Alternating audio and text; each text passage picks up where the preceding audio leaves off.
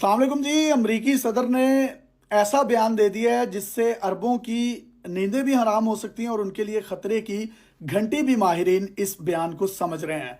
अमरीकी सदर जो बाइडन ने कहा है कि दहशतगर्द तंजीम हमास के जंगजुओं ने इसराइल पर हमला किया है और इस अलमनाक हमले के नतीजे में पूरी दुनिया की दहशतगर्द तंजीमें और दुनिया ये सुन ले कि अमरीका इसराइल के साथ खड़ा है और इसराइल की सालमियत पर जो हमला किया गया इस दहशतगर्द तंजीम की जानिब से इसराइल हक रखता है कि वो अपना दिफा करे। और इसने तनबीह की है मुसलमान कंट्रीज़ को और इसराइल के जो हरीफ ममालिक हैं, दुश्मन ममालिक हैं, उनको कहा है कि वो इस सूरत हाल से फ़ायदा उठाते हुए इसराइल के ख़िलाफ़ किसी भी प्लानिंग या किसी भी इंतहाई कदम की तरफ ना वो बढ़ें।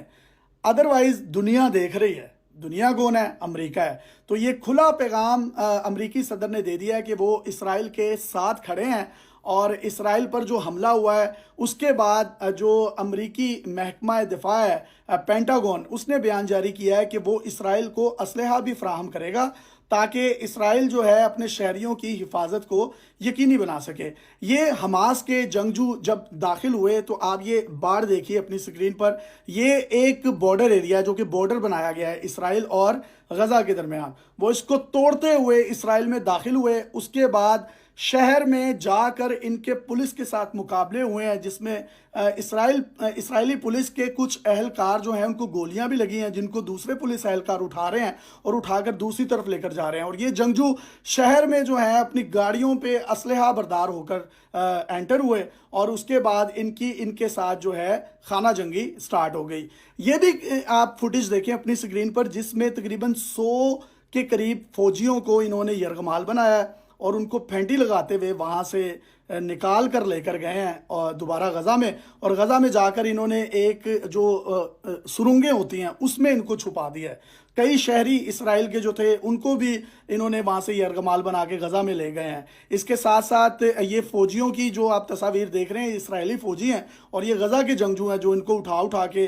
या इनको पकड़ा हुआ है इन्होंने पीछे से और इनको वहाँ से लेकर जा रहे हैं। इसी के साथ साथ जो उसके जवाब में हमला किया है इसराइल ने, उसमें ये फुटेजेस देखें जिसमें गज़ा तबाह बर्बाद हो गया। 14 जो इनकी मंजिला हैं, इमारतें हैं, उनको ज़मीन बोस कर दिया गया है, रॉकेट से हमले किए गए हैं और जिसके नतीजे में इनका भी काफ़ी ज़्यादा नुकसान हुआ है। इसी के साथ साथ आपको मैं बताता चलूँ कि ये जो जंगजू हैं इन्होंने 20 मिनट में 5000 से ज़ायद रॉकेट इसराइल की तरफ फायर किए और ये इतना बड़ा मतलब ये वो है हमला है कि शायद किसी ने सोचा भी नहीं होगा। बहुत से लोगों के माइंड में एक ख्याल है कि ये इन्होंने हमला किया क्यों है। जो मस्जिद अक्सा है, मस्जिद अक्सा में यहूदियों का हफ्ते का दिन बड़ा वो होता है मुकद्दस, जिस तरह मुसलमानों में जुम्मे का होता है। उन्होंने हफ्ते वाले दिन मस्जिद अक्सा में कोई अपनी इबादत की थी, जिसके बाद इधर से कोई रिस्पॉन्स नहीं आया हमास के जंगजुओं की जानिब से। इन्होंने प्लानिंग की और 3 जगहों से इनको घेरा इसराइल को, ज़मीन से, फ़िज़ा से और उसके बाद समंदर से इस पर हमले किए गए।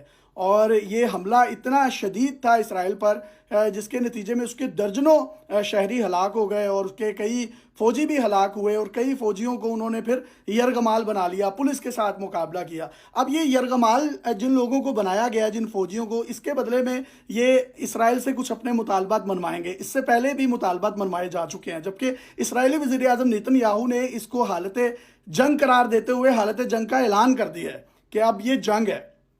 सऊदी अरब और कतर ने शदीद मज़म्मत की थी इसराइल की और इसराइल को इस पूरी सूरत हाल को ख़राब करने का उन्होंने ज़िम्मेदार करार दिया था।